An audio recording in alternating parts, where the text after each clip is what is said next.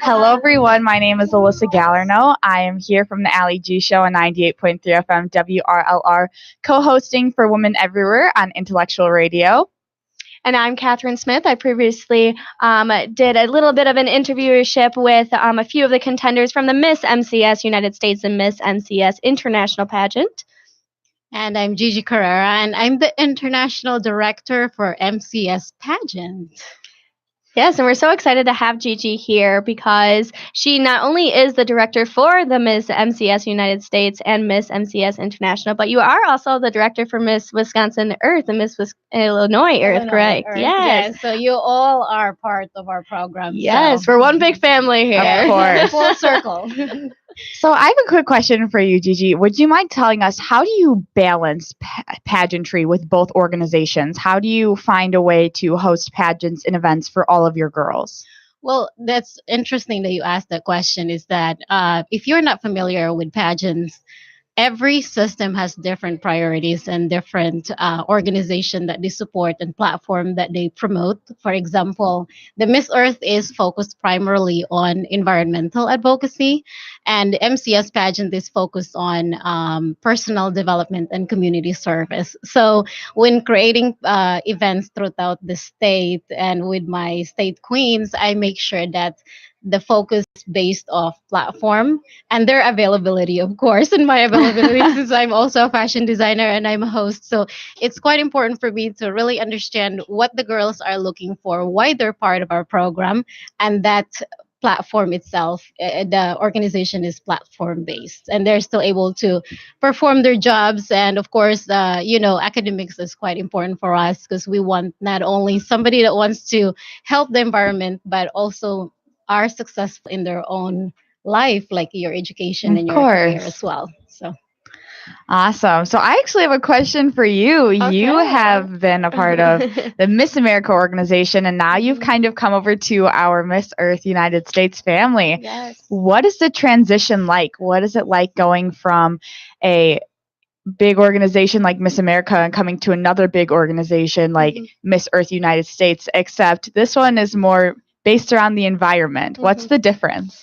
So there's a lot of major differences when it comes to the two organizations, but there's also a lot of equality when it comes to both of them. Both Miss America and Miss Earth like to focus on public speaking and how etiquette a woman is, how well developed and empowering other women. Hence the Miss Earth organization's mission and values is beauties for a cause, as with Miss America is focusing on empowering the modern day woman and focusing on advocating on behalf of Children's Miracle Network, as Miss Earth advocates on behalf of sustainability and conservation.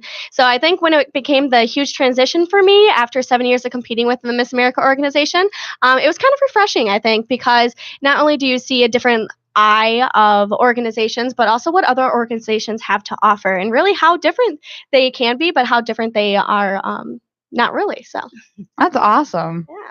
Everybody's just trying to make a difference in their own way and at that specific time that you're given servicing a certain organization. So it's really awesome, though. And that's one of the things that I love about pageantry as a whole, is that we're all focused on the community service efforts of what each contender has to offer. That's women being more involved within their communities. Even there is pageantry programs out there for men out there to be more involved within their community organizations, as well as passionate programs that they're passionate about. And that's one thing that I just love absolutely about pageantry, and one reason why I didn't really want to stop. Oh, I love that. And now she's with us. Yes. Right? Yeah, we're happy to have her. So what is something that you've been able to do to try to benefit and promote your platform as a Miss? Yes. So, transitioning my platform, I really wanted to focus on education for adolescents and youth. One of the things that was very concerning for myself was that when I was growing up, I learned about sustainability and conservation efforts, the 3 R's of recycling, which now there is five. But now they have taken that program out of institutions specifically for adolescents because there's a common core now. And that's one of the things that has really concerned with me, because that was one of my favorite things growing up was learning about course. nature, being more diverse within our communities when it comes to our academic programs. So it was just really heartbreaking for me to see that they were taking them out of the curriculums. So I wanted to advocate on behalf of sustainability and conservation of the 5 R's of recycling. So I focused on environmental superheroes, which that's what my platform is called, is environmental superheroes, educating adolescents on the importance of going. Love that. So, what was the question? My It was so long. I was listening and focused to her answers. It's like, this is amazing. Okay, that's all right. I'll give you a different question. What have you been able to do in order to help prepare all of your girls when going to nationals? Because I had the opportunity to experience it, and it's a very big and emotional and stressful journey. But how do you prepare them to go in there empowered and making sure that they have the right mindset? Yeah, so I love this question because you have been one of those people that I've communicated how I feel about what the nationals results are within our girls. The most important thing for me as a director is making sure that the girls have the best experience, and that equates to them being prepared. They know what they have to do when they go to the nationals. They have to be the best version of themselves, being trained with the right wardrobe, with the right preparation, just getting ready. And so it takes a lot of commitment to be part of an organization like this because you're really representing the whole state of Illinois when you're going out to national, and international fans are looking at each state who's the best representative. So when I'm selecting a delegates for our state organization, I knew that each of these girls, whoever wins, they have the best potential to represent our state. And when they win, I focus all my effort to preparing them, whether it means I'm, putting in 5 weeks, 4 weeks, or 5 days to prepare. I'll make sure that when they leave everything on stage. So, and I think I was very happy with their performance at nationals. Perfect. Being a Miss competitor, how important do you feel it is that if you were given the opportunity of Miss Wisconsin Earth United States, that you are able to public speak and that your junior and your little have the ability to go out in the community and public speak as well? Mm-hmm. Public speaking is one of the most valuable soft skills that a person can have. That's how you create your connections, and that's how you truly create human connections in general. I believe as somebody who speaks in the news anchoring world as well as part of major communication outlets, that it's super important because you have to make those connections. And if you want to take your platform to the next level, if you want to take the organization to the next level, or even just your personal self, you have to be able to convey that exact message, motive, and mission of who you are, what the organization represents, or what you represent as moving forward. I completely agree. And Gigi, how do you try to prepare your girls to grow within public speaking? Because I know it doesn't necessarily come easy to everyone. Yes, it's not. Everybody has their own learning curve and learning progress. So one of the many things that we do is first is put them on a radio show, just put them on the spot, put them on live, and let's see how they respond to it. And if I knew that there are certain challenges that they're facing, such as, oh, they forget names pretty quickly, then we create some strategies. As long as they're talking and they're in front of the public, they eventually learn how to handle the pressure. So it's just as long as the girls are open minded and you're explaining to them why this is required. If you want to be competitive in pageantry, you need to learn how to interview, you need to learn how to talk to people and actually communicate your thoughts. Because when you're talking to people, you're not just, it's your obligation to be understood. Of course. So you cannot just speak and not, give all the thoughts that they won't understand. So you have to make sure that you're communicating to them clearly and that they understand why you're giving this message to them. So I would absolutely agree. In what ways, Gigi, do you feel that girls can improve and find more growth within themselves when going through pageantry? Well, you all are in pageants, and one thing that I think makes pageantry so different is when you're outside of it, you think that they're faking it. Biggest thing I've ever gotten. Yes, Absolutely. they are fake. But when you are face to face with these girls, there's so much more in pageant day than what you see on TV and what you see here that we're talking. There's bonding behind the scene. There's a lot of pressure, a lot of discipline it requires for you to actually even capture a title or be part of a system itself. You are dealing with different personalities, different people, just discipline, dedication, and just learning things such as public speaking, interviewing, and the walking part. Of course, it's really hard to win a title if you don't know how to walk on heels. So those are many different activities and different skills that you have to learn in order for you to be a complete package. And if you ask me, is it really worth it? And I'm one of those people that can actually tell you, not just because I'm a director, but before I get into pageantry, I thought I was a really smart girl and pageantry is beyond me. But now I'm here, and I'm giving back to the community by becoming a pageant director. So that's the difference. And even if you don't capture an international or a national title, it's not the journey, it's the process on how you become whether a local title or a state title or a national title. Yeah, the girls that goes to nationals, there's only one girl that's gonna capture that title, but the rest of those girls, the 54 girls that's competing for the title, they changed, they got better. They either win or they learn something about themselves. You know what?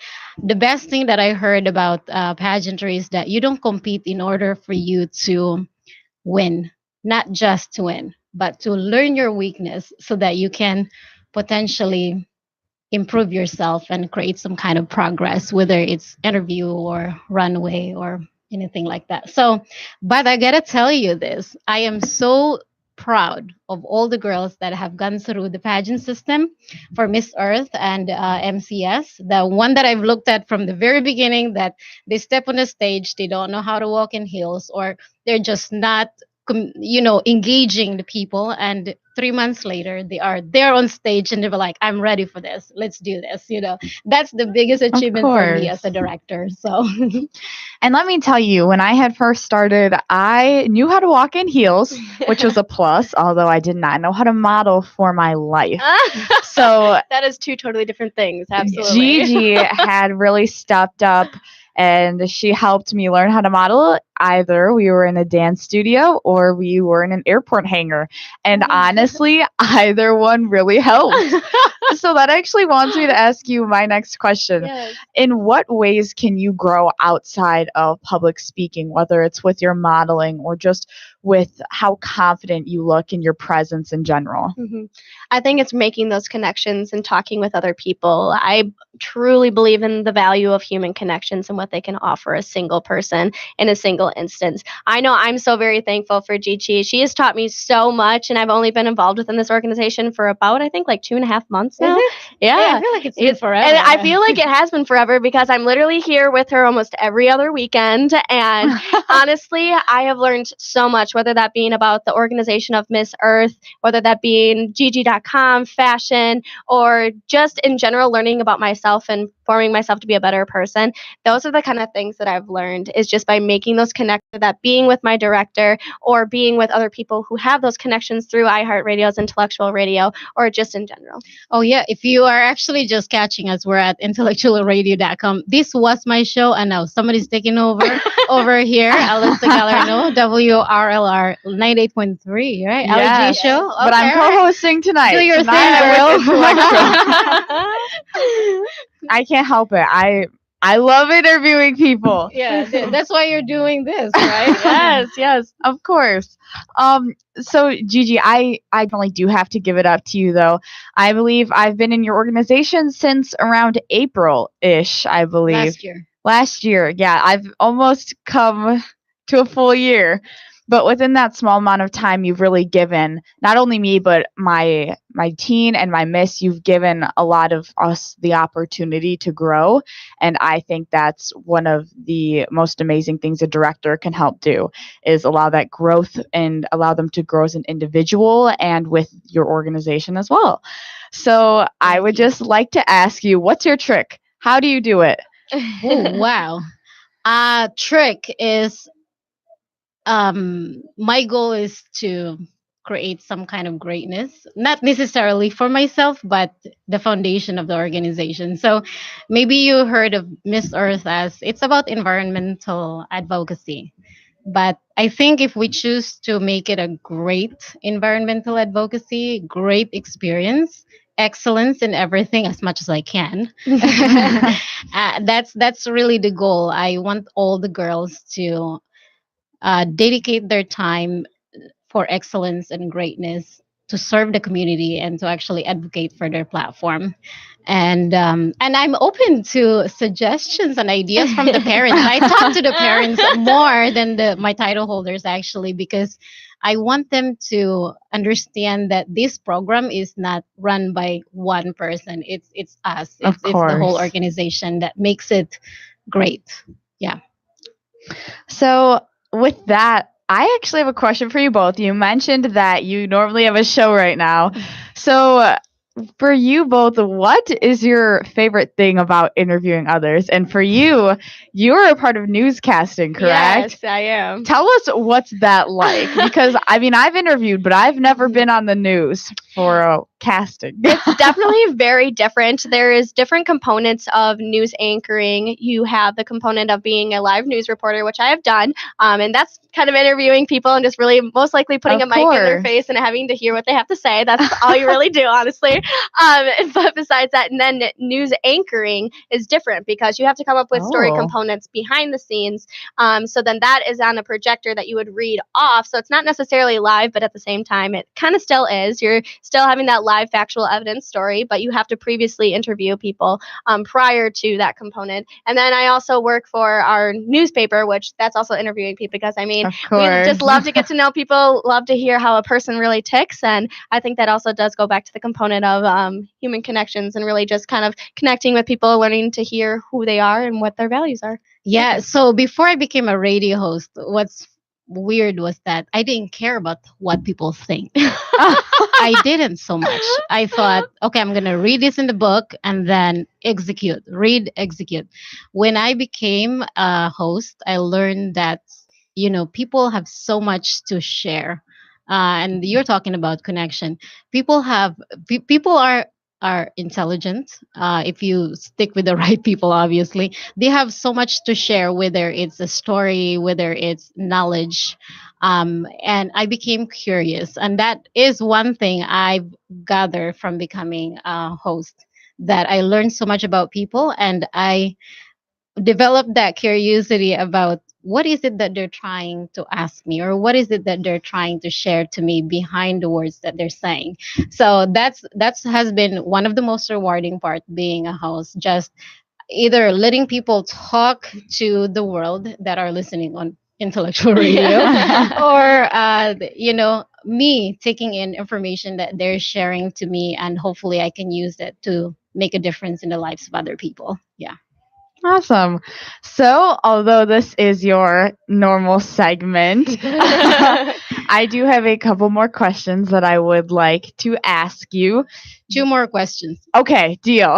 Yeah. Being a director, what do you believe the hardest thing is about balancing not only your private life and your social life and balancing your pageant girls, your queens, and all of the events that you plan for them? Yeah, so that's difficult. Okay, when you become a director, you become close to the girls that you train. So you know their weakness, you know their strength. You want to make sure that they're increasing their strength all the time when you're training them.